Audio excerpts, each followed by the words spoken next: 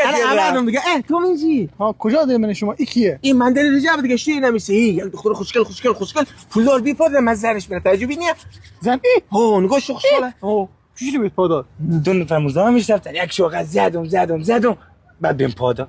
یکی دیگه شد یکی دیگه خورد دیگه نه کلش اینجا نگاه توش کم شه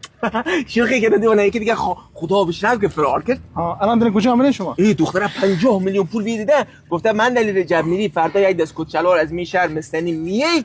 که جنتلمن میشی جلو پیرم 50 میلیون پول بیزونه میخوام بدم کوچه‌وار دیگه دخترش پول داره بیام بریم جا کوچه‌وار با آبادی رو کوچه‌واراش 50% آف بشه به مناسبت بلک فرایدی از همونجا بگیره نگاه کن من رجب برم اونجا خب یک کوچه‌وار به تو مثلا باقیش هم برم همه خوراکی مثلا میخوره خیلی خوبه تمام کوجی الا نه کوچه‌وار با آبادی نگاه چند کوچه‌وار داره اینجی حالا مثلا اینا خیلی گیرونه ها نه دیگه برداشت ما گفت 50% آخ داره خب من اینجا که فرابی بیده سلام عزیزان در خدمتتونم چه کوچه‌وار مد نظرتونه کتکش فاش نده نه یک کت کشی بری بیرش کمش کلونه خب کت کشی بشه بعد نگاه یک کتشلوار خوب بری بیرین خب این دخترش خیلی پول داره کتشلوار خوب قیمت پایین یک کتشلوار ارزونی هم قیمت بالا بریم و بیاره خب بریم دو تا کتشلوار خوشگل بدم بپوشی دست شما